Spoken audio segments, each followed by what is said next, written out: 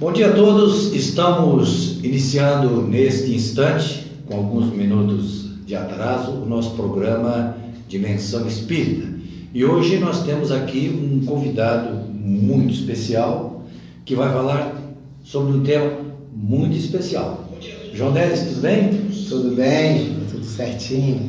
Bom dia, queridos amigos ouvintes. Com muita alegria que nos encontramos aqui para tratar um pouco dessa temática tão atual em nossos tempos. Bom, vamos lá. Vamos conhecer um pouquinho do João Neres. Conta um pouco da tua vida, João Neres. Quando é que tu conheceu o Espiritismo? Nós chegamos a conhecer o Espiritismo dentro do ventre da mãe, porque meus pais eram espíritas, então automaticamente eu não tive muito a opção de escolher outra denominação, porque meus pais são da antiga, então é aonde que eles vão e o que eles deduzem que é bom, vai ser bom para os filhos. E aí a gente não tinha como falar não. E você acha, né, dentro do que você falou, que os pais devem levar os filhos para a sua religião, ou daquela história assim, não, depois eles escolhem? O que é que você acha a respeito disso? Olha só, é uma questão muito delicada, porque nós, quando nossos filhos nascem, a gente não pergunta se eles querem receber aquelas injeções, né? São tantas injeções no recém-nascido que a gente até fica com dó deles. Nós, quando chega o momento que eles têm que ir para a escola, também a gente não pergunta se eles querem. Mas quando adentra nas questões da religião, aí a gente quer deixar para depois. Quer deixar que eles estejam maiores para que eles decidam. Só que aí é um grande engano de nossa parte, porque o momento fértil, até na fala de Emmanuel, né, os 3.000 dias, e dentro da psicologia também, para falar que é aproximado aos 8 anos de idade, é a área que eles estão totalmente moldáveis, que a gente pode pegar e aparar as arestas, inserir coisas boas, coisas novas. E se a gente passa esse momento, a gente perde a oportunidade. Então, é importante que nós nos educamos primeiramente e quando vieram nossos filhos, nós nos conduzamos eles com essa proposta que nós buscamos. E a doutrina espírita, ela baseada na moral do Cristo, é a melhor opção. Mas também vale para todos aqueles que têm seus filhos e levar a sua religião. O importante é aproveitar essa fase em que eles estão mais acessíveis a receber essas informações, para conhecer a moral cristã, né? Sim. Qualquer denominação que seja. Porque ficar sem nenhuma é que é ruim, né? A moral do Cristo, ela é perfeita, porque são códigos de leis universais que vão nos nortear e vão nos dar uma estrutura, uma base para suportar os estresses diários, as vicissitudes que todos nós iremos enfrentar nesta vida. O Edson está ali, vocês estão vendo que ele está se levantando e entrando e saindo, mas o Edson é assim mesmo, ele está cuidando da parte técnica e ainda tem que participar conosco aqui na nossa análise, né? Bom, a temática de hoje que o João Neres trouxe, que a gente faz assim, né? Os nossos convidados escolhem o tema, o que eles querem falar, nós estamos aqui para receber as informações. Ele escolheu um tema assim, ó: inteligência emocional e o espiritismo. Que chique, né, Edson? Inteligência emocional e espiritismo, que chique, né? É muito inteligente.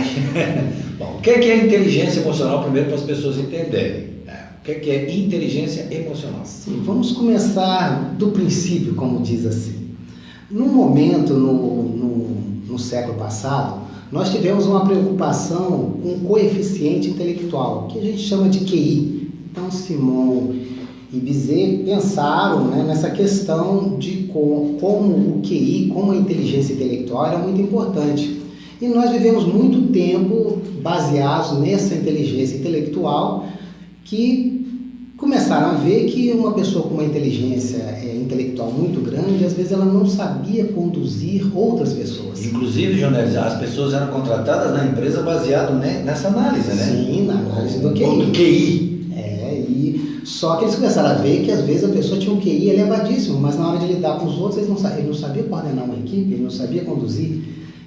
Então surgiu, né, num momento não tão longe assim, em 1995, com a obra do Daniel Goleman, ele traz a obra Inteligência Emocional, que vai falar que pessoas que se sabem conduzir melhor as emoções, elas são mais fáceis de lidar, elas conduzem as pessoas com mais propriedade, e daí então surgiu a questão da inteligência emocional, sendo que a inteligência emocional está na moda.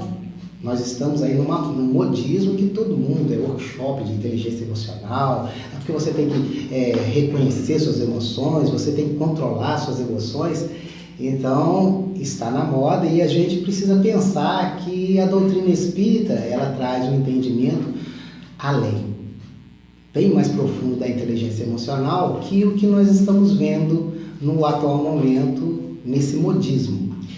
E o que ela traz a mais a doutrina espírita com relação a este tema da inteligência? E aí que nós vamos excursionar, então.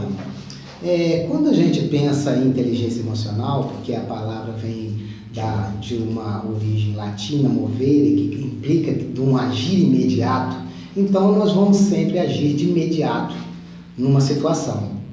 Nós temos, por exemplo, poderíamos dizer que nós temos 3 andares na nossa estrutura cerebral.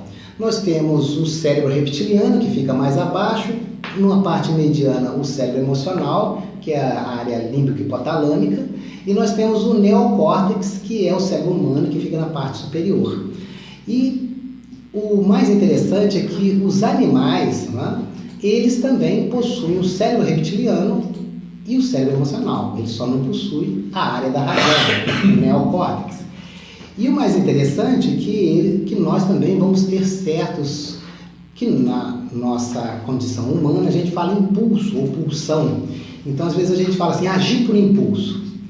E o mais interessante é que, por exemplo, quando nós estamos no plano animal, no reino animal, nós pegamos e nos conduzimos pelo instinto. Então o reptiliano, ele vai nos dar certos automatismos para nos manter a vida, para nos dar a conservação da espécie, a perpetuação da espécie. Então nós vamos ter atos instintivos. E o reptiliano vai conduzir as emoções num processo automático e preciso no reino animal. O animal não erra. O animal que não tem contato com o ser humano, ele vive de uma forma muito harmônica, muito equilibrada. Quando nós pensamos assim e olhamos um leão, um predador, ele vai, no momento de fome, ele vai buscar o seu alimento. Ele não guarda na geladeira para comer depois, né? Não, ele vai buscar naquele momento. E ele só come o necessário. E o ser humano não, né? Ele come o necessário e ali deixa o resto. E vem outros predadores menores e assim consomem, né? O animal, ele vai buscar a perpetuação da espécie, aumentar a prole no período de cio, ele só vai naquele período. Ele não busca de forma para poder atentar somente ao prazer, né? Ele é diferente, então uma proposta muito precisa. Então, nós, os seres humanos, também temos já os patamares. Ninguém ensina para uma criança recém-nascida a questão do sugar, do mamar. É um automático. Então, o nosso coração está batendo, os movimentos peristálticos estão acontecendo, né? Esse inflar da caixa torácica através do diafragma está acontecendo numa proposta automática. E é o reptiliano, que é a base aqui, a gente fala que é o pequeno cérebro, o cerebelo. Por isso que se a gente levar uma pancada na nuca, pode ser que a gente venha desencarnar, porque vai cessar os movimentos automáticos, nosso coração vai parar, tudo vai parar. Só que como o animal ele já carrega uma memória, ele carrega uma aprendizagem também. Nós já, na condição humana, nós também vamos absorver, porque nós temos uma região dentro dessa área das emoções que se chama amígdala cortical. E ela é um repositório de memória. Então imaginamos aqui, lembrando o início do programa com sua fala, que já que eu vou deixar a religião, esses aspectos morais para depois, essa amígdala cortical, ela precisa de uma aprendizagem. E aí, se você tem o cuidado de passar desde eternidade em cada etapa, porque em cada etapa a gente desenvolve certas questões. Apresenta umas, principalmente naquele momento que a gente está lá, que tudo é nosso, tudo meu. O brinquedo é meu, eu só falo de mim. E eu sou o centro do mundo. Centro do mundo. Muito legal isso. Então, ali é o momento que os pais vão dar uma direção. Então, não, meu filho, você é importante, mas os outros também são. O brinquedinho para você também se divertir, mas também necessário para o seu amigo. Então, eu vou armazenando essas memórias na minha amígdala cortical. E o meu cérebro reptiliano, ele busca lá. Numa proposta imediata, ele vai lá na amígdala cortical e busca. O registro. Não tem nada. Se não tem o registro, qual é a referência que ele vai ter? Ele não tem referência. Então, por isso que a gente está chegando numa fase, né, que da pré-adolescência e adolescência, que nós encontramos esses jovens, as crianças, sem recursos para se conduzir com os desgostos, com os problemas que vão serem acometidas. Eles não têm uma base. E aí, automaticamente, se eu não tenho nada, às vezes eu vou buscar subterfúgios, paliativos, posso entrar por meio das drogas, posso entrar por meio de vários vícios, para tentar compensar uma coisa que é ausente em mim, devido a não ter passado por essa aprendizagem. Ô, Jones, tu tens dados assim específicos a respeito da situação atual dos jovens, como é que está essa questão? Porque a gente tem ouvido muito, né? Tem lido muito sobre a educação que está sendo dada, ou seja, que não está sendo dada adequadamente, influencia nessas mortes prematuras de jovens nessa Sim. O Álvaro Crispino, né, ele é lá de Petrópolis, ele faz um trabalho pela CERJ, né, que é o Conselho Espírita de Unificação do Rio de Janeiro, e ele faz muitos trabalhos com a FEB. Ele tem uma obra que ele vai trazer dados computáveis, né, dessas questões, até porque o jovem também se afasta desse campo e até porque muitos nem se comprazem também buscar o espiritismo, por mais que sejam de famílias espíritas. E uma coisa muito interessante lá numa pesquisa que ele traz, de mais de 4.000 jovens, é que a questão é o acolhimento. E eles encontram, às vezes, no seio de religiões protestantes, um acolhimento muito maior. Porque eles envolvem, eles fazem tudo. Então, às vezes, eles falam que não é nem pelo conteúdo, Sim, é pelo acolhimento. Porque nessa hora a pessoa quer acolhimento. Sim, porque eles se sentem isolados dentro dos próprios lares. Porque devido à nossa busca hoje ser muito em função do ter e do parecer, a gente está dando coisa para os nossos filhos e esquecendo de nos doar a eles. Eles querem, às vezes, que a gente ouça, que a gente identifique, porque é tão interessante que para uma pessoa chegar a culminar um ato suicida, atentar contra a própria vida, ele deu sinais. E esses sinais, às vezes, a gente entende de forma equivocada. Então, de repente, um adolescente, seus 14 anos, ele começa a fumar. E aí a mãe, meu filho está fumando, o pai, meu filho está fumando. Mas ele não viu que o filho sofria de insônia, o filho estava sempre procurando um grupo para poder ser inserido. Tu fez um exemplo do cigarro, né? Simples, né? Simples. Desculpa, não é simples, mas é comum, né? É Ele é comum. né? Poderia ser o álcool também. Poderia, qualquer, é um paliativo. Diferente de o pai encontrar um pacote de cocaína em casa, um cigarrinho de maconha, que digamos que já fosse um passo maior e dizer, meu filho está se drogando, porque enquanto o cigarro parece que ele não está se drogando, né? Só que o problema nosso é que, como diz o brocato popular, o diabinho mora no detalhe. Então não importa que cigarro, não importa que é alcoólico, não importa que é droga, a questão é uma coisa interna dele, é uma carência que ele carrega e que às vezes ele não está sendo ouvido, ele não está sendo escutado dentro do lar, porque nós estamos sem tempo de ouvir o outro. E aí ele pega e ela acha que, não é o cigarro, ele tinha diversas angústias, ele queria ser aceito no grupo, e aí ele mudava de roupa, ele pintava o cabelo, tudo para tentar entrar no grupo. Mas aí de repente ele pega e acende o cigarro. E aí, como há uma afinidade das pessoas que bebem, das pessoas dos grupinhos, nós fazemos grupinhos, sim, né? Claro. Igual time de futebol, né? Sim. E ele então, ele associa aquilo como um fator para acalmar sua ansiedade e automaticamente está inserido no grupo. Agora ele aceita no grupo, porque ele está no grupo dos fumantes.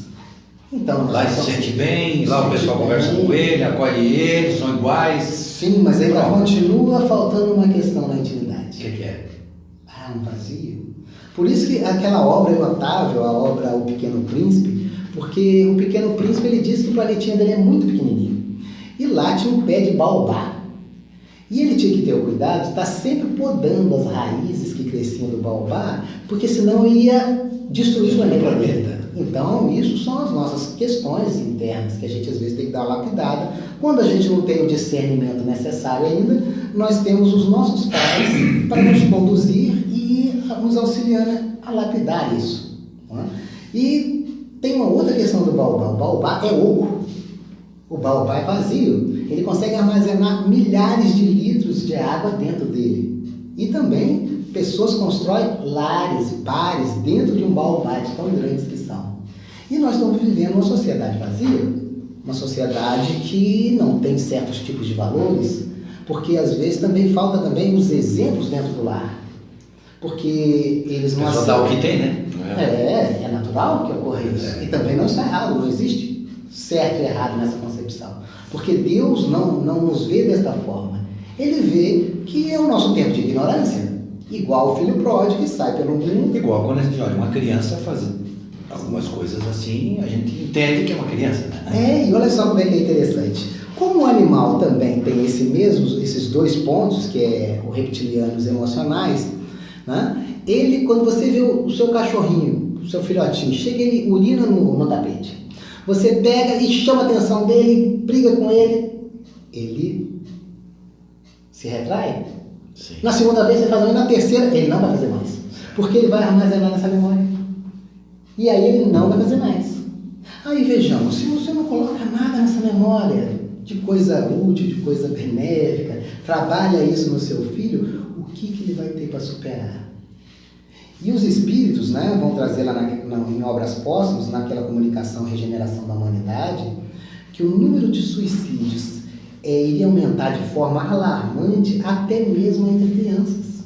E o estado de alienação seria tão grande entre as pessoas que nós pareceríamos mortos-vivos. Vamos trazendo o tempo aqui. Essa obra, esta manifestação, que depois foi colocada em Obras Póstumas, que está lá na Revista Espírita também, é de 1865 ou 67, não está na memória. 65 ou 67, por aí, 1865. Então, olhe bem, em 1865 os espíritos já nos alertaram sobre isso que o Dom Joné está falando, de que havia uma grande quantidade de suicídio nesta época, exatamente porque nós estamos na época da transição, né? Estamos passando para um mundo de regeneração, então está sendo feita a limpeza, né? E isso estava previsto. Tudo está previsto. Eu estava agora aqui pensando, escutando o Jonelis nessa profundidade de pensamento, mas e o Gilberto fez essa anotação da data de 1865 anos, 164 anos, né? Me falha a memória, 164 anos dessa pré-visão do que aconteceria com a nossa juventude, né? Mas a gente tem o costume de dizer assim, né? Essa juventude está com a cabeça vazia, né? Não é? Tem esse ditado popular, a juventude tem uma cabeça vazia. Mas, na verdade, já não está vazia porque a gente não fez a nossa parte como pai, que talvez estivéssemos também com nossa cabeça vazia. Então, a gente está vindo numa geração de cabeças vazias, no sentido de moral, religiosidade, né? Intelectual até acho que a gente está bem inteligentezinho, mas nesses sentidos a gente vem se esvaziando num tempo já, porque acusar agora só o jovem de estar com a cabeça vazia é meio que transferir uma responsabilidade de que era nossa, que foi dos nossos pais, que foram dos nossos avós, porque em 164 anos dava umas 4, 5 gerações, né? Então fica meio como um assunto para a gente abrir. Isso aí já não é um esvaziamento de continuidade, já que vem. A Maria Montessori, uma educadora italiana, né, que tem muitos locais de ensino até no Brasil com esse método montessoriano, ela, quando foi indagada, uma jovem, ela devia ter mais ou menos 20 anos, ela queria saber como que ela iria fazer agora que ela estava grávida para educar o filho, né? E aí a irmã falou, você já está 20 anos atrasada? Por quê? Porque ela quis dizer que você já tinha que ter recebido isso lá na sua infância para você ser capaz de passar para o seu filho. Sim. Então, nós temos esse problema de continuidade. E essas questões a gente falou aqui 100 e poucos anos, né, com a codificação, mas nós vamos encontrar também no Evangelho a fala do Cristo, quando ele diz, né, na estranha moral, né, na questão que eu vi trazer a paz à divisão, que pai não entenderia com filho, filho não entenderia com pai, que a gente não se entenderia. E é o que a gente está vendo acontecer. E isso, os Espíritos vão falar que a gente só deseja mudar quando o mal cresce a tal monta que a gente quer o contrário. Então, poderíamos dizer que a vida tem 100 portas. Uma porta é a porta estreita, é a porta que é o nosso caminho, é a porta dos ensinos do Cristo, são leis universais. Só que nós temos o hábito de querer experimentar as outras 99. Então, enquanto não esgota as 99 portas, a gente não vai lá. Mas aquela porta ali é legal, vai naquela porta. E tudo faz parte do nosso aprendizado, não tem nada errado. Certo. Não é? E aí, quando a gente vai pensando nisso, a gente vai ver que ocorre em nós sequestros neurais, com todos nós. Então, por exemplo, quando o reptiliano conduz, ele corre, vai lá na memória cortical, tem uma informação, boa ou não, ele vai agir automático. Se a gente desse, 5 segundinhos, 5 segundos somente, para o neocórtex, que é o cérebro humano nosso, que a razão, o entendimento das coisas, ela falaria, não, espera um pouquinho, não vai desse jeito. Desse jeito você vai quebrar a cara, porque é o intelecto trabalhando. O problema é que a gente fica num misto. Porque quando o reptiliano vai e você não tem um circuito neural ali das emoções, na amígdala cortical, uma memória satisfatória, pode ser que você faça alguma coisa agradável e pode acontecer as ações passionais, que vão gerar arrependimento depois. Certo. Ô João Neres, essas questões aí que você está abordando, tá lá na psicologia, mas tem a ver com a parte nossa biológica. O espírito é anterior. Como é que fica essa questão? Ele já não vem com essas informações, com esses conteúdos? Já? Sim, ele tem uma bagagem extracerebral. Ele tem uma bagagem extracerebral. Certo, mas aí então ele não tem a referência atual, mas ele tem a referência antiga lá. Sim, por isso que ele vai buscar. Só que nós temos uma estrutura que, vamos dizer assim, é o nosso perispírito, que já armazena todo esse cabedal de memória. Só que Deus, na sua infinita bondade e sabedoria, para que a gente não se atrapalhasse tanto, Ele nos deu o véu do esquecimento, para que a gente pudesse fazer um novo recomeço, pudéssemos começar do zero, sem aqueles receios, angústias. Imagine só, eu perceber que meu pai foi meu algoz. Se nós pudéssemos nos ver aqui há 1000 anos atrás, eu acho que não estava junto agora, não é? Nossa, a gente já tinha se matado, né?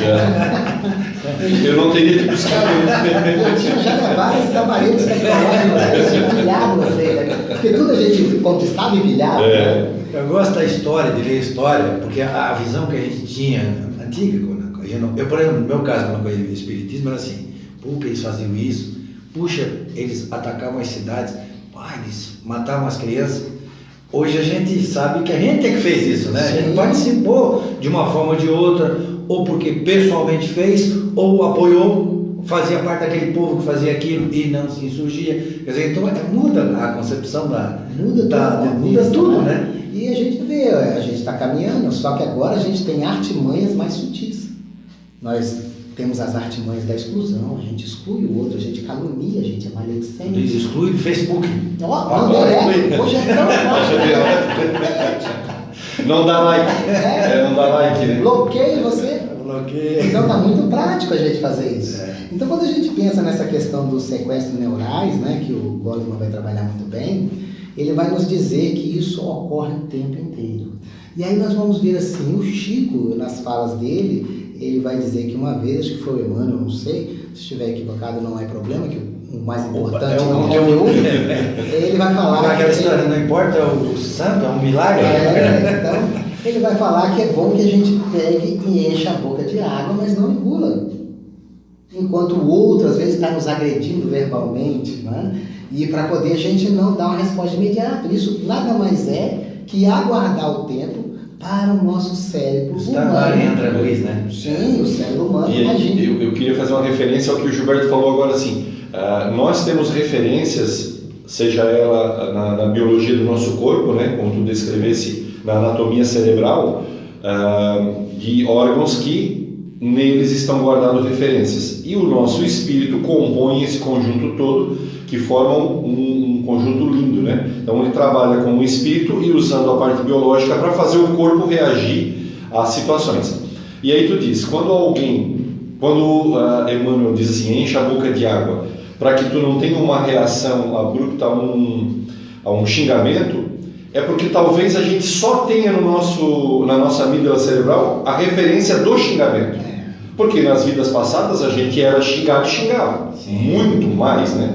Eu digo que eram as épocas em que a gente andava com o revólver e com a faca na cintura. Hoje a gente usa facas e revólveres diferentes, né? Então, nós não temos uma referência, nós precisamos encher a boca de água, porque nós não temos a referência de Mahatma Gandhi que dizia, não, isso não me ofende, e se não me ofende eu não preciso ter uma reação contrária, né? Ele pode falar tudo o que ele quiser falar de mim, mas como isso não bate em mim como uma ofensa, ele não encontra uma referência de reação contrária, de agressão. Então, talvez falte-nos, que era o que a gente estava colocando, né? Esse esvaziamento das referências boas e que a gente não vai precisar mais colocar agora na boca. E também o fato de que se a gente reagir de imediato, a gente vai fazer besteira. Porque a primeira reação automática é nossa, não dá tempo dos espíritos virem nos auxiliar. E se a gente tomar uma aguinha, vai refletir, vai pensar e vai vir inspiração boa, não é assim?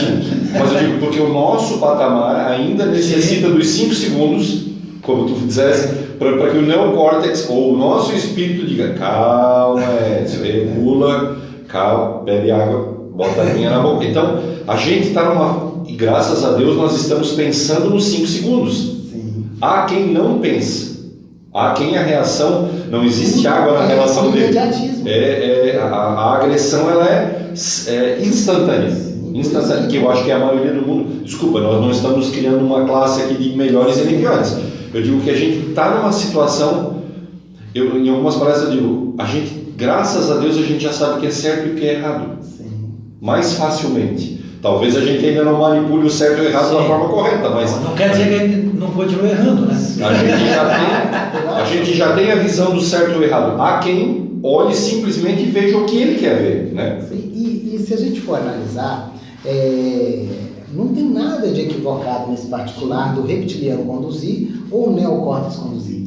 O problema é que no nosso caso de seres humanos, eu preciso ter uma memória cortical. Mas essa memória cortical, a maior parte eu vou absorver no período fértil, que eu estou bem moldável pela condução dos meus pais. Infância. E aí, por exemplo, quando ocorre um sequestro neural e o reptiliano está conduzindo, ele chega lá, o que ele tem de resposta para uma situação dessa é a agressão.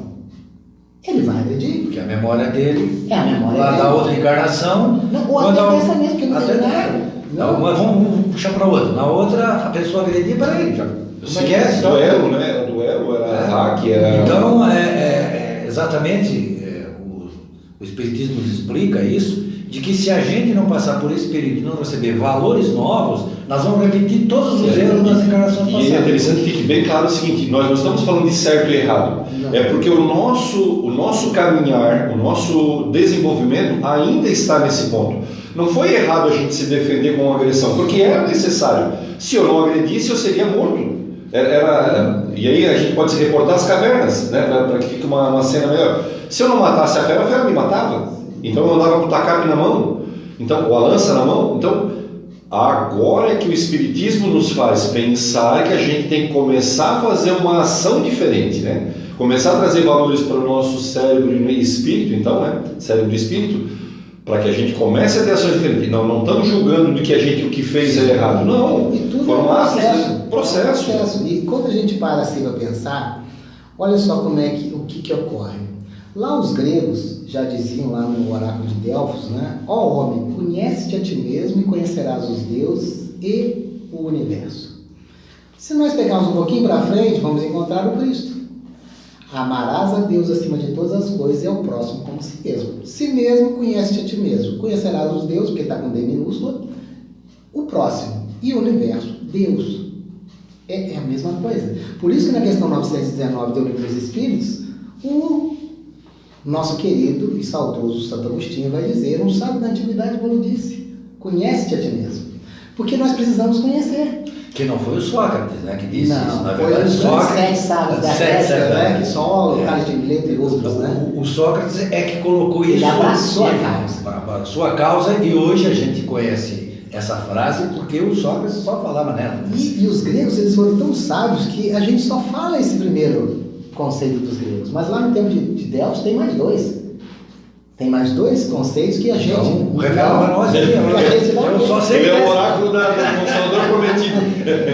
Eu só sei desse. Não, e é tão interessante assim, seguindo, porque, por exemplo, o reptiliano, ele quando conduz as emoções, né, que a gente fala que teve um impulso e agiu sem pensar, é o que a gente fala, né? Ele é bom também. Imagine só que nós estamos na beira do riacho, né, com um sobrinho, né, pequeno, 3, 4 anos de idade, e ele cai no rio. E aí vamos dizer que eu vou usar o neocórtex, o cérebro. Eu não sei nadar. Vou pensar. Deixa eu pensar. Vou Posso fazer um exemplo? Se é a mãe que está na beira do rio, ela pula na hora. Depois Nesse ela caso, vai pensar. Depois ela pula na hora. Se é um homem, nós, a gente pega, olha a hora, pergunta pro amigo se a gente vai fazer outras coisas antes de fazer o salvamento. Por quê? Porque o que acontece é que o reptiliano ele vai dar uma resposta imediata. Nós vamos se jogar no rio, salvar a criança. Depois, quando a gente tiver passado aquele momentinho, a gente... mas eu não sabia nadar. Aí é o neocórtex trabalhando. Você é doidão, né? Você pulou lá e fez. Então, o reptiliano tem sua função, né? Salva a nossa vida, né? Sim, a preservação, a conservação, né? São leis, né? A gente tem a terceira parte do livro dos Espíritos que vai falar da Até porque está tudo certo na criação de Deus. Não se equivoca. Não se equivoca. E também a gente também tem um aspecto que quando a gente às vezes usa só o neocórtex e não tem na amígdala cortical certas informações, pode ser que a gente às vezes fique um tanto frio, seco com relação às fragilidades dos outros, porque não teve aprendizagem. E aí se eu não ensinei certos valores lá em tenridade, para aquele nosso querido que a gente chama de filho, né? Esse espírito imortal que está sob nossa tutela, que não é nosso filho, né? É filho de Deus e nós somos co-criadores, então... E na outra encarnação a gente pode ter sido filho dele. Sim, então por isso que a gente tem umas falas que o próprio Espiritismo derruba, né? O amor de mãe é maior, mas eu já fui mulher, já fui mãe. Sim. Então, e às vezes eu venho numa outra, invertendo as posições, e como é que funciona isso? Né? Então o amor é um aprendizado.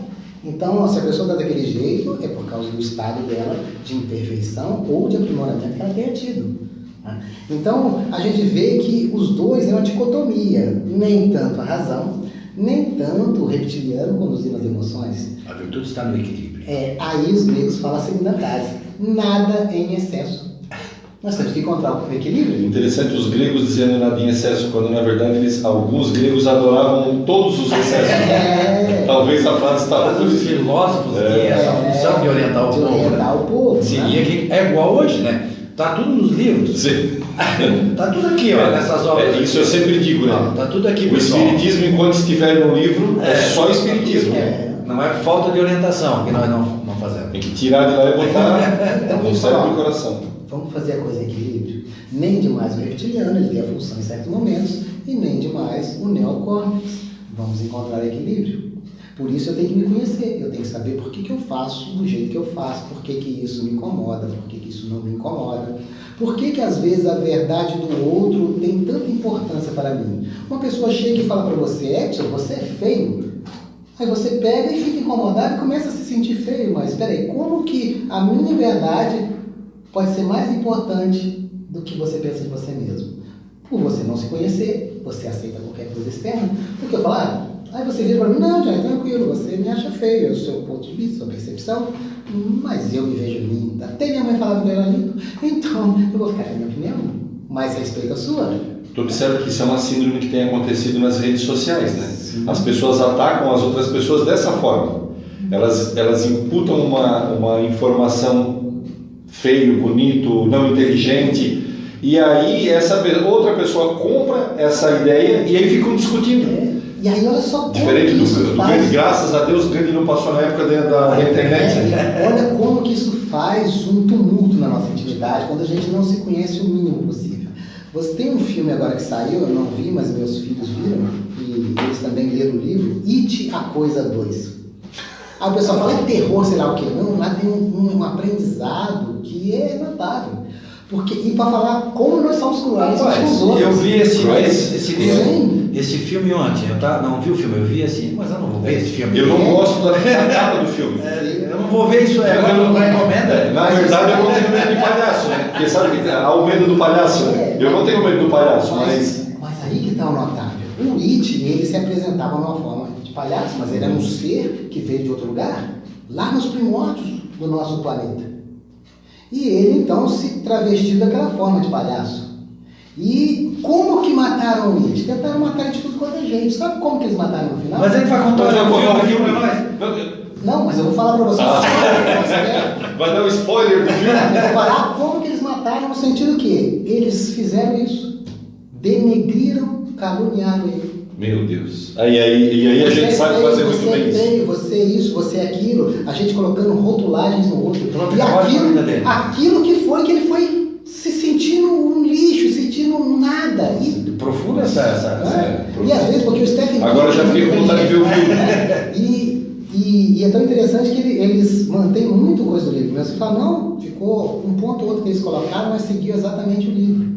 Ah, tem um livro sobre isso? Eu não quero estar enganado, já tem o It 3 agora no cinema, ou o It 2? É o It 2. Isso aí faz o contexto do livro. Uhum. Né? Aí encerra, né? Vamos ver esse filme. Agora estou aqui já com vontade. E o problema nosso, Gilberto, é o seguinte: o próprio Kardec, quando fala para a gente poder montar a nossa livraria, a nossa biblioteca espírita, ele fala que a gente tinha que ter todas as obras, dos detratores, né, aqueles que caluniavam o espiritismo, obras científicas, filosóficas, religiosas, para a gente poder criar um caldo de cultura e não falar por falar sem conhecimento. Muitas pessoas falam assim, aquela obra ali não presta. Você já leu? Não, você não pode falar. Vai lá e lê e depois você manifesta. Essa obra não é tão agradável, porque em certos pontos ela fere certos contextos, mas tem outros pontos positivos aqui e tem pontos equivocados aqui, tem pontos que também nem entendi. Tá? Então a gente precisa conhecer para poder falar. E aí, vejamos, se eu mal me conheço, se eu estou louco por dentro porque eu não me conheço, eu não tive nada de inseminações. Se você está baobá. Um baobá, tudo que vem de fora eu me aproprio. Eu me aproprio porque a minha educação é voltada para fora. Você tem que estudar para ser o quê? Se você vai puxar a carroça. Mas peraí, isso eu sou... Qual é o problema? Mas isso eu ouvi no passado quando eu era criança. Né? Se não estudar, você vai puxar a carroça. Nem por isso eu estava puxando carroça. Mas isso daí é inseminado. Só que naquele momento eu não tenho material ainda na minha estrutura para entender que aquilo é uma fala equivocada do meu pai ou da minha mãe. Quantas vezes a gente ouviu, homem não chora? E a gente vê pessoas dentro do consultório com problemas de externar as suas emoções de tristeza. Eles não conseguem, entender por quê. Aí você começa a remontar, você vai lá e identifica que era uma fala de um pai, de uma mãe. Eu fui criado assim, o homem não chora. Eu ainda tenho muita dificuldade hoje. Mas agora a gente vê uns filmes aí a gente começa a entrar na emoção, começa a... Frases que eu tenho tomado cuidado com os meus netos, agora eu já tenho netos, mas aquelas frases assim, que a gente ouviu, né?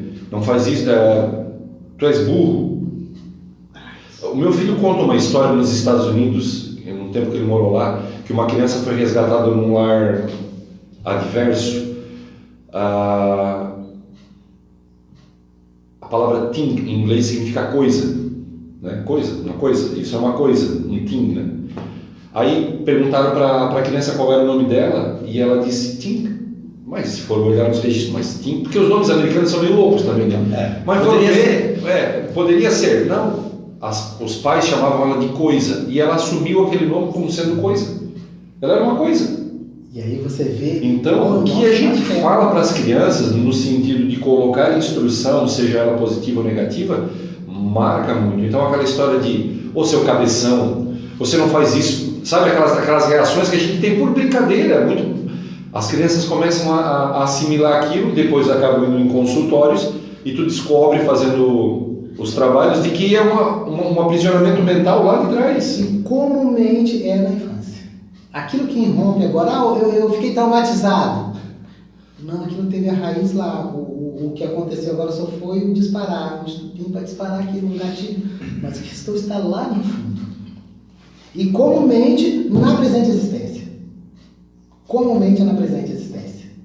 A gente, às vezes, não precisa voltar mais um pouco para poder remontar. Faz uma regressão atual, né? É atual.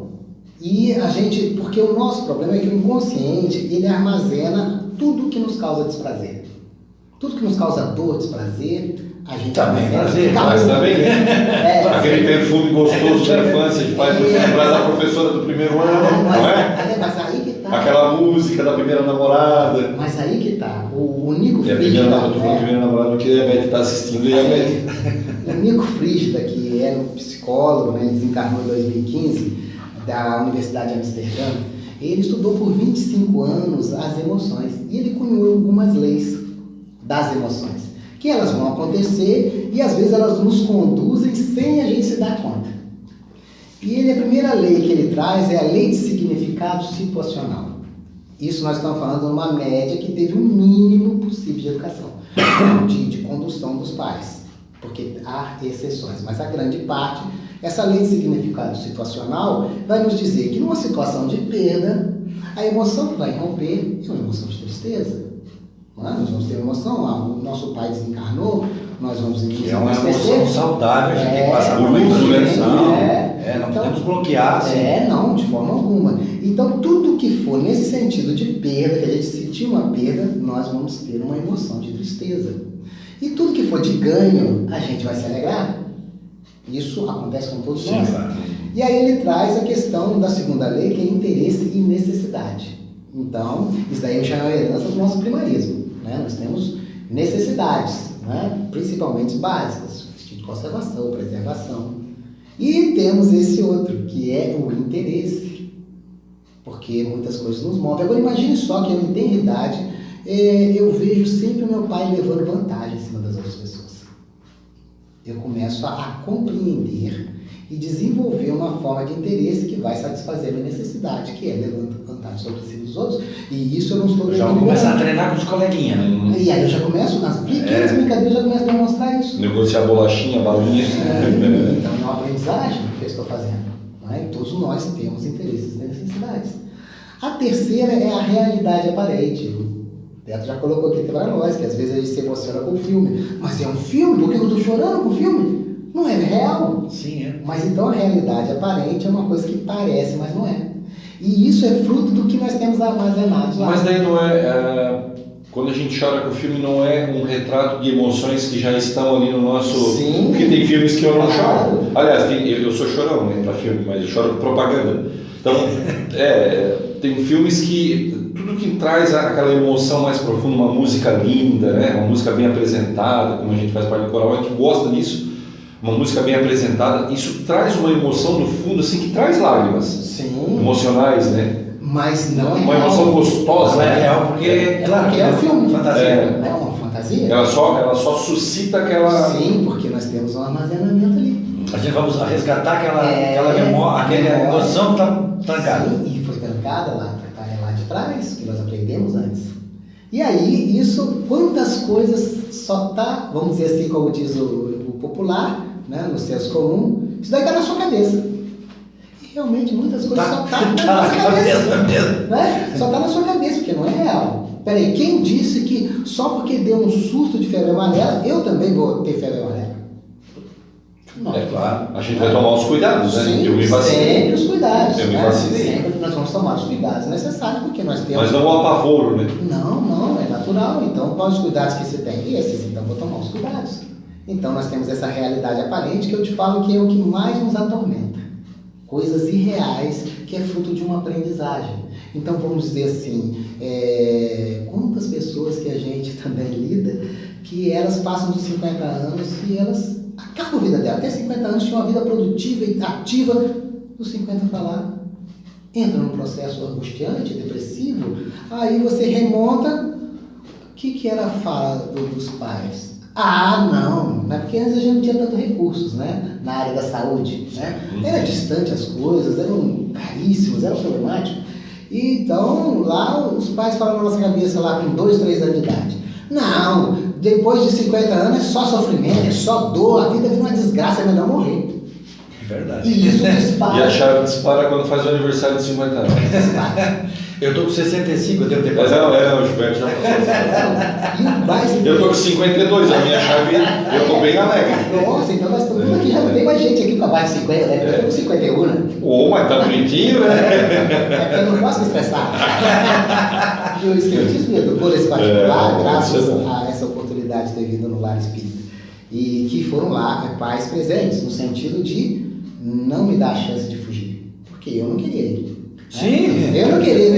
Evangelização, sai, pai. Eu já estudo de segunda a sexta, então vou ter que estudar no sábado. Você vai, eu apoio. Então, como eu gostar de apoiar, eu estou olhando lá no computador do Gilberto, porque nas nossas conversas que eu tive com o Jonelis convidando para estar aqui, a gente discutiu 2 assuntos para serem tratados hoje: a inteligência emocional e o espiritismo, e suicídio, que nós estamos no mês de Setembro Amarelo, mas na verdade o ano deveria ser amarelo, né? O ano todo de preservação. E olhando lá no computador de Gilberto, tem uma frase escrita lá assim, ó, valorização da vida. Quando a gente fala de valorização da vida, dá a impressão simplesmente que é um combate contra esse ato não divino, né, de tirar a própria vida. Mas se a gente parar para pensar, a gente estava falando agora desse gatilho dos 50 anos, que os pais, alguns pais lá atrás diziam assim, a vida depois de 50 é uma porcaria, e parece que ela ativa assim. E aí eu estava olhando valorização da vida, e eu disse, eu sou alegre. Como que a gente valoriza a vida se não com uma alegria de vivê-la? Não no sentido da preservação do suicídio, que também faz parte de todo um processo, mas aí quando eu digo que eu valorizo a minha vida por tê-la ganhado, por ser um instrumento de progresso para mim e para os meus filhos, né? Porque Santo Agostinho está lembrando disso, né? O que ele lembra lá no Evangelho segundo o Espiritismo? Uma verás na frente de Deus, Deus vai perguntar: o que tu fizeste com os teus talentos, com os teus filhos? Né? Então e essa valorização da vida, agora eu precisei falar, estava aqui soando no meu ouvido assim, nós temos que valorizar as vidas nossas como um instrumento que Deus nos deu, lindo, alegre, não triste. E cada etapa é importante, a infância é legal, mas eu já sei o que vão dizer, Gilberto. Eu sei o que vão dizer. Eu já sei. Tá, mas eu tenho dor. Mas a dor é também um dos instrumentos que Deus nos deu, muitas vezes para corrigir o nosso caminho. E o mais interessante é, se você colocando aí, porque como nós vamos encontrar no Evangelho, vai estar escrito assim, o que o Mestre nos trouxe. A dor é o que o Pai envia aos seus eleitos. Eleitos. Né? Olha só, se para os eleitos ele envia a dor, imagine nós que somos sem vergonha, que não buscamos o caminho. E é a única forma, a gente só se dá conta que tem um coração, um pâncreas, quando dá problema. No meu caso, eu fiz uma cirurgia, então eu já sei. Então a gente não está nem preocupado com o coração, nem preocupado com o pâncreas, fazendo todo o excesso de açúcares e tudo mais. Aí daqui para que vier diabetes. Então a dor, o sofrimento, ele é um processo de purificação de nossa intimidade. Então é necessário para nós ainda passar por esses sofrimentos. Mas a doutrina espírita, à luz, né, de trazer o Cristo para a nossa convivência, né, na atualidade, é um antídoto para que a gente veja e perceba, não, o que eu estou passando nada mais é que um resgate que eu estou fazendo das minhas escolhas equivocadas em algum período, nessa ou em existências anteriores. Então me dá uma resignação. Então, vamos dizer que nós devemos sofrer com classe. Né? Nós devemos ter classe para sofrer. Nós devemos ter classe para sofrer. Porque nós sabemos as causas de nossos males, nós próprios. E aí, quando vocês colocaram aqui a questão da dor, é interessante que a 4ª lei, né, do Nico Frígida é a lei de assimetria hedônica, que quer dizer que todas as questões que surgirem, que nos causam prazer, que nos causam alegria, não se mantêm. Ela não se mantém. Por isso que às vezes a gente ouve o pessoal falar assim, o Gilberto que eu falasse para você, puxa, eu fiz 100 coisas aqui para casa, né, para o Consolador Prometido, agora uma vez que eu fiz um negócio errado, me tá excluído. Porque, esculacharam. Porque as coisas que nos causam prazer a gente esquece. E isso é divino. Legal. Porque senão nós faremos de fazer o bem. Então quando você faz o bem uma vez, vai te dar um prazer, só que você tem que repetir. Eu ia dizer assim, já tá bom. Se você vai, então ela não vai se manter. O que é a perpetuação da espécie nos seres humanos? Não é? Se a gente fosse pegar e Deus não tivesse colocado o docinho lá no final, que a gente chama de orgasmo no sexo, nós já tínhamos acabado com a quantidade. Acabar com que é só atrito. É só atrito. Então ele colocou um docinho lá no final, que nos dá prazer. É aquele momento de prazer que às vezes as pessoas se matam, as pessoas tem todos os tipos de problemas, né? E buscas insanas, né? De relações extraconjugais que só estão agravando a sua situação, mas isso não é a questão, mas tudo por causa daquele momentozinho que são segundos. Então as coisas que nos causam prazer não se mantêm. Então por isso que, por exemplo, às vezes você dá um tapa numa pessoa, né? Porque ela te feriu a sua honra, ela falou uma inverdade de você e você te dá prazer, porque você deu um tapa defendendo a sua honra. Você esquece.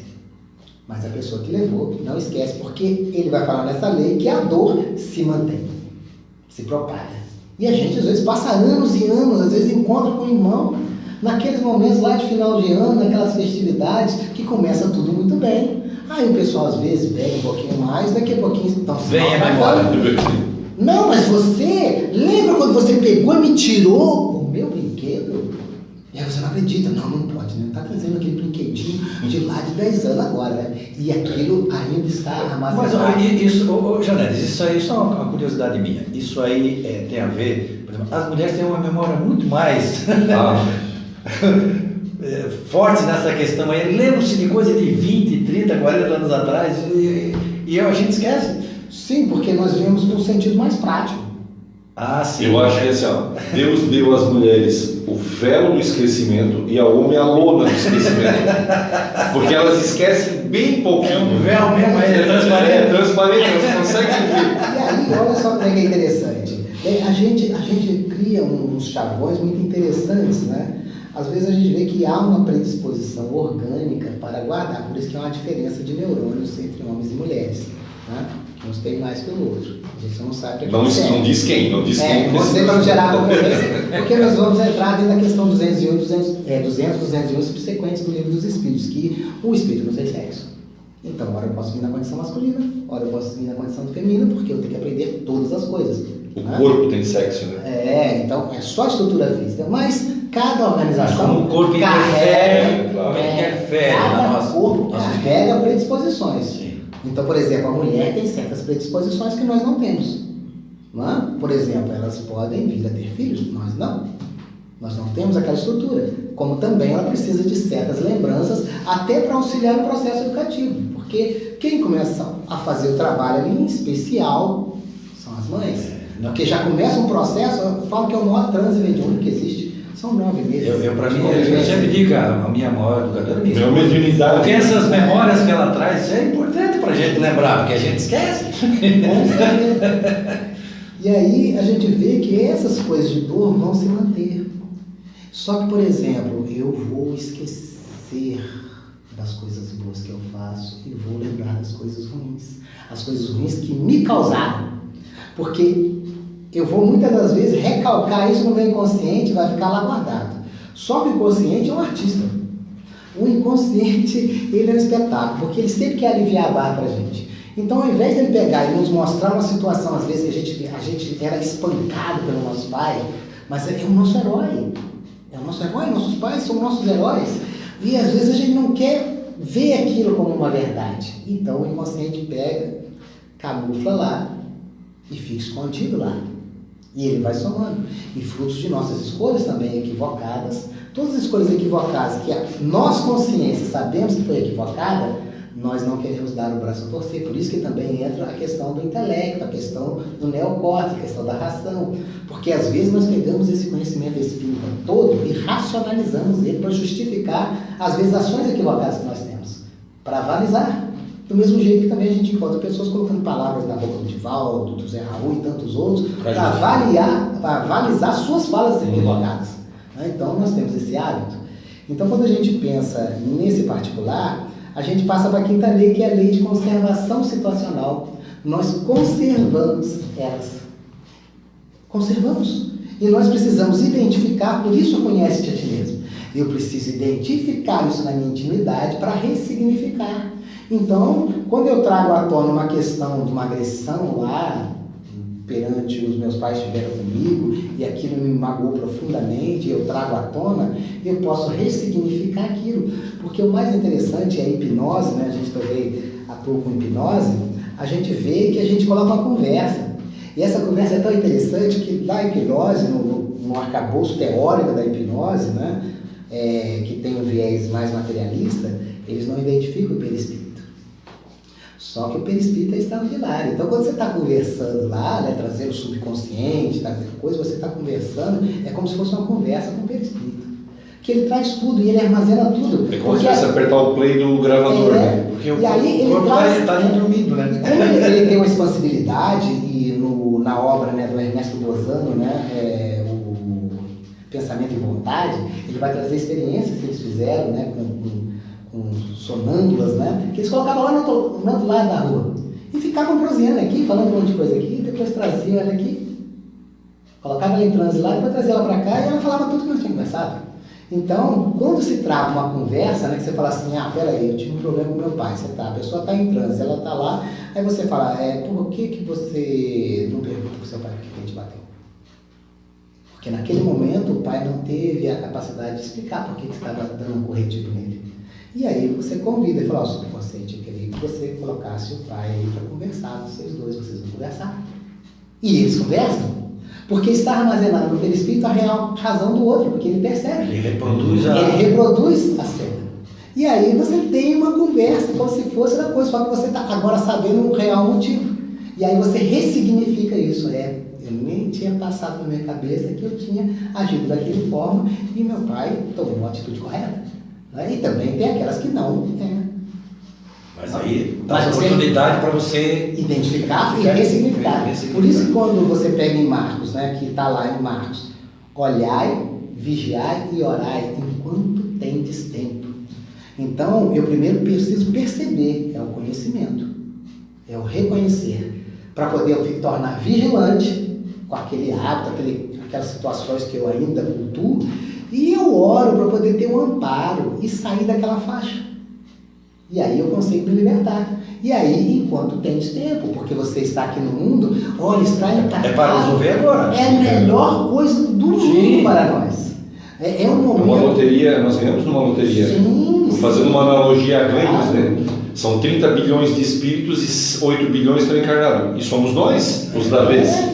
E no momento de ebulição, porque olha, nós temos aqui na faixa de 50 e 60, quanta coisa passou nessa faixa da nossa idade. Quanto que o ponteiro da evolução deu um salto. Nós somos da época da telegrafia, do telex, do fax, do e-mail, do telégrafo ainda não peguei. Mas o Gilberto, acho que eu vou dizer uma coisa para vocês, o que eu me lembro muito sempre, hoje, é o seguinte, no meu tempo, tá? Quando eu fui para a escola, eu sou de 53, então 58, 59 eu estava na escola lá, e eles diziam que a Terra era redonda, e vamos provar como a Terra é redonda.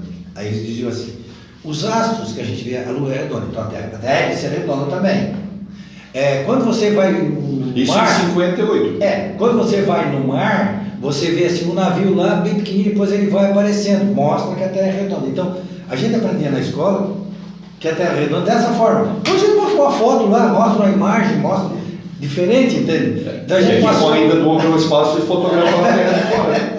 Aí mudou completamente. A gente passou, como tu disse, por todo esse período de mudança importante, né? Sim.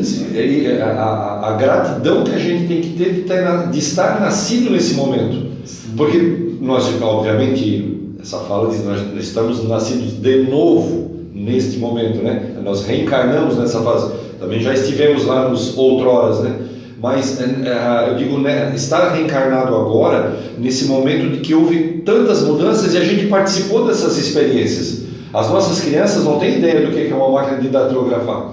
Sim. Só se a gente mostrar aquelas Olivetti Hamilton.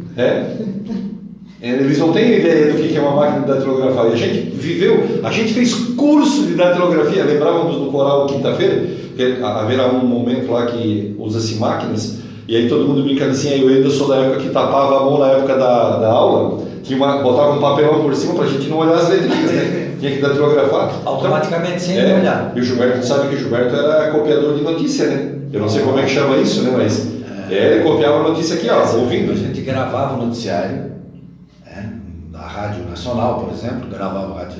Depois eu pegava e ia copiar as notícias. Essa notícia é boa aqui, então estava rodada em... Depois levava lá para o locutor ler a notícia. Olha só. Hoje, Ctrl-C, Ctrl-V. Por isso que os gregos tinham a palavra patos, né, que é espanto. E eles fizeram muitas descobertas devido a esse espanto, eles se espantavam por tudo. E nós hoje em dia não espantamos com o celular, não espantamos com o notebook. Né? E Jesus vai nos dizer que nós deveríamos nos assemelhar às crianças, porque é delas o reino dos céus. Porque a criança, quando ela ainda não está contaminada, né, por esse avanço todo, ela espanta com tudo, ela quer saber de tudo. Por que disso? Por que disso? Você fala uma coisa, o celular, por que o celular funciona? Aí ela quer saber isso e a gente tem que remontar, às vezes a gente não aguenta tanto de porquês que eles fazem.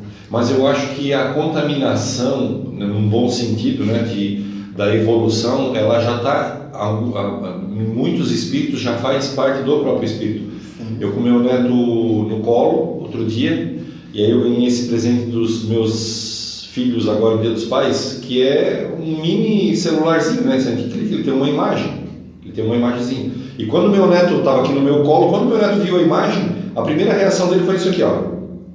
Sim. Usar o dedo para movimentar a imagem. Por que tirou isso? Porque ele já viu os pais mexendo no celular. E a memória cortical absorve. Então, obviamente, ele já tem instruções, né? Que como a gente tem instruções guardadas na nossa mente e na terra, a mente dele, que a gente acha ser terra, mas na verdade ela já é enorme, né? Só é um corpinho pequenininho, né? Um grande espírito num pequeno corpo. É de se espantar com a evolução das crianças, porque nós éramos broncos, né? A gente foi aprendendo as evoluções aos trancos e barrancos, né? A televisão nós trocávamos girando os seletores, depois veio um controle remoto. Então a gente foi aprendendo muito devagar assim essa evolução. Eles absorvem a evolução instantaneamente. Sim, porque eles já... E aí não há espanto. E aí não há um espanto. E talvez não havendo espanto, acha-se que as anormalidades sejam normais.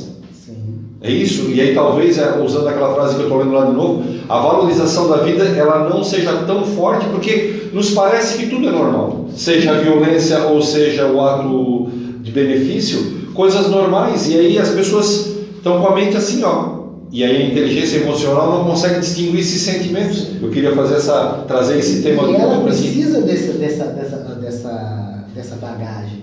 Então a gente fala assim, o Daniel Goleman foi muito feliz, né, em trazer isso nos tempos atuais. Sim, mas onde que a gente vai encontrar a inteligência emocional?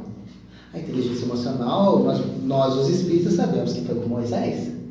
O povo era bruto, o povo não se diferenciava muito de um animal. Ele subiu para pegar os 10 mandamentos, voltou de um bezerro? Sim, nós éramos... Então já estava dando do bezerro. E até os mandamentos nos diz isso, né? Porque olha só, honrar vosso pai e vossa mãe, a fim de viver longo tempo na terra que o vosso Deus vos dará, tudo em cunho material.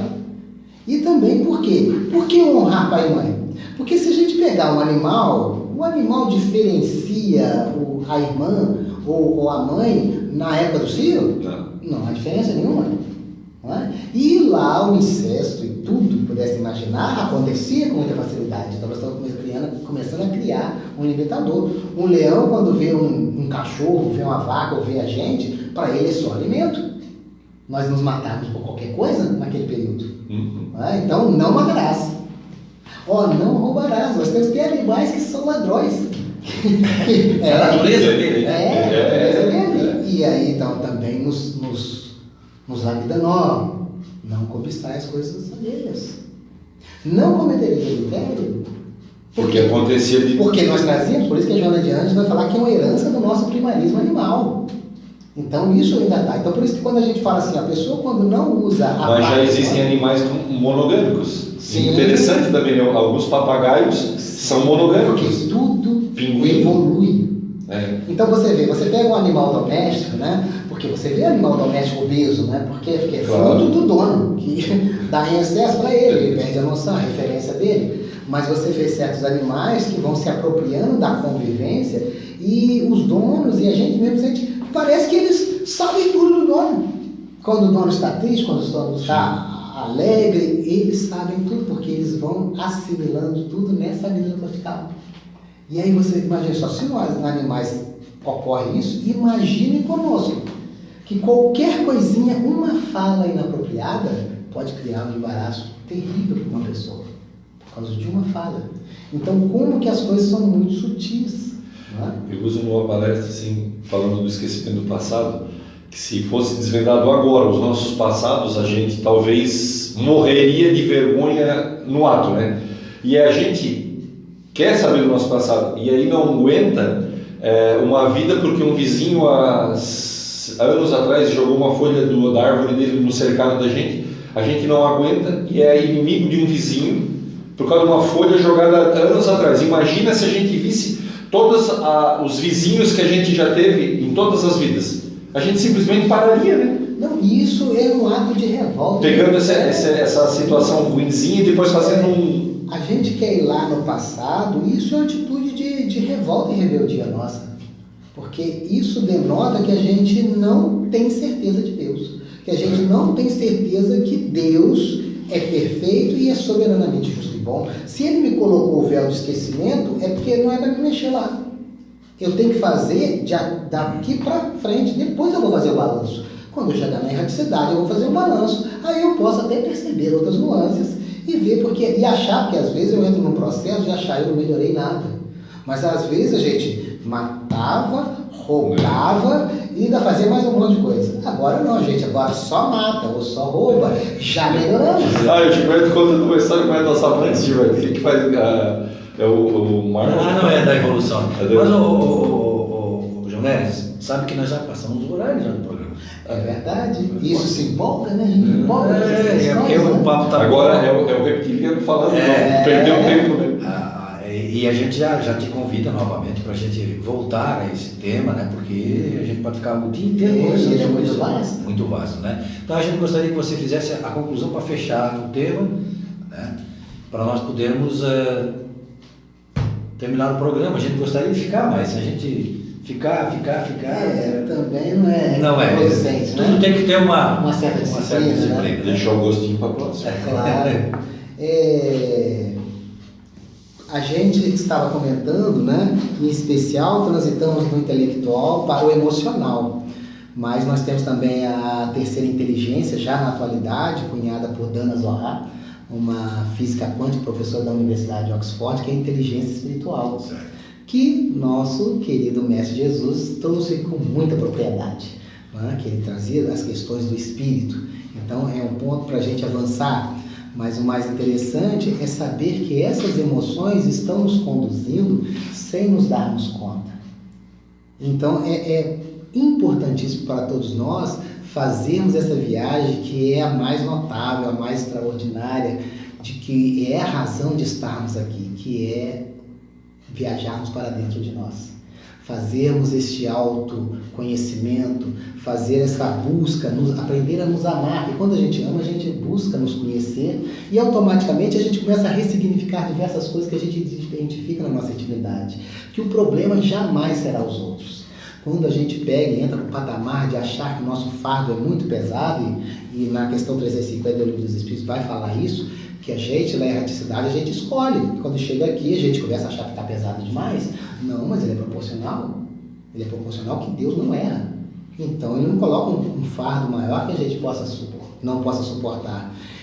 Mas o problema é que nós, por não nos conhecermos, nós estamos carregando fardos dos outros. Então, eu acho que o problema da minha mulher, eu tenho que resolver, o problema do meu filho eu tenho que resolver, e aí eu estou carregando fardos que não são meus. E aí eu não vou suportar. E automaticamente, devido às vezes a uma cultura ainda um tanto materialista, eu acho que morreu, acabou. E aí é muito fácil eu atentar contra a minha própria vida. E aí, quando eu atento contra a minha própria vida, é um ato do ego, é um ato egoísta. E eu desabono Deus. Porque Deus deixou de existir. Porque agora quem é o Deus sou eu. Porque ele revolta contra Deus. E aí eu já não existe mais Deus e eu sou o Deus. Então eu me mato. Porque agora eu sou o ser superior e delibero e decido. Então a gente entra nesse patamar e que é um grande equívoco. E a gente tem que entender que todos aí estão dando sinais, em todos os aspectos. Então os transtornos de ansiedade, os casos depressivos, nós tivemos agora na quarta-feira uma situação de um senhor que se enforcou lá em Araranguá e tivemos a oportunidade de ter um diálogo com a vizinha, porque ela estava muito desequilibrada e ela viu tudo, Né? E aí nós começamos a indagar, ela começou a narrar que ele avisava antes, ele dava sinais, ele dava o sinal da angústia dele. E como a gente tem um pensamento que a depressão é uma coisa ruim, nós temos aí na nossa cultura que a depressão é uma coisa ruim, e a depressão nada mais é que um mecanismo divino para simplesmente nos dizer: olha, a forma que você está conduzindo a sua vida não está dando certo, as suas escolhas não estão tão consentâneas com essas leis universais, então é necessário que você pare e você as identifique, questões anteriores aqui no seu momento existencial que estão te limitando, estão te travando e você não está evoluindo. Então ela vai te jogar lá no fundo do poço para você querer o contrário. Então é para você ressignificar a sua vida, ressignificar essas questões que estão lá na sua amígdala cortical para que você supere e viva bem. Tivemos um caso que foi muito interessante, que após 3 meses de atendimento, o paciente virou e falou assim: no dia que eu me dei conta, um jovem que com 34 anos, em 7 meses ele perdeu o emprego, ele entrou na síndrome de pânico, ele parava aqui na Centenária, uma vez que ele parou e largou o carro, saiu correndo, e não conseguia dirigir mais, não conseguia nem ver o filho de 6 anos, ele não conseguia, e ele foi engordando 30 quilos em 7 meses, perdeu o emprego, perdeu todo o sentido. E ele teve uma ação muito interessante, porque ele, mesmo no começo, ele procurou uma ajuda. E ele procurou um psiquiatra, o psiquiatra o medicou. Então, como ele tem uma baixa de neurotransmissores, né, os excitatórios, ele deu um upzinho, então ele não fez uma loucura. E após esses 3 meses de convivência que nós tivemos, ele falou: olha, quando eu caí em mim e dei conta que a depressão não era minha inimiga, que ela era minha melhor amiga, que ela estava me convidando a sair do patamar daquele momento que eu não queria. Eu queria ficar continuando com a minha vida. Agora, hoje em dia, ele já vai de carro para Porto Alegre, ele tem uma empresa, ele ressignificou toda a vida dele. Ele terminou a casa dele, está curtindo um filho de 6 anos, a esposa, e ele voltou para o lar. Então, nós precisamos identificar essas questões das emoções, porque o próprio e querido, né, e notável pintor, né, Van Gogh, ele era depressivo crônico, ele falava que a gente tinha que se dar conta das emoções porque elas nos governam sem nós nos darmos conta. Então, vamos nos amar, vamos perceber o outro e não querer colocar nossas verdades no outro. Saber que o outro tem todo o universo, tem todas umas conquistas que são diferentes das nossas. E nós devemos respeitá-lo. E podemos ajudar se a gente não fizer juízos, se a gente não julgar. E a gente agradece a oportunidade. E a gente agradece mais ainda, Joanete. Mas já fica prometido aqui, nós vamos voltar a essa temática, principalmente essa parte final agora, muito interessante. Tudo foi interessante, né? Porque fala do nosso dia a dia. Sim. Tem a ver com nós. Cada um de nós passa por esses problemas emocionais que acabam, como você disse, conduzindo a nossa vida, né? Então a gente agradece mais uma vez e a gente volta na próxima semana, a gente não sabe se sexta, se sábado, na próxima semana nós estaremos de volta com o programa Dimensão Espírita. Até lá.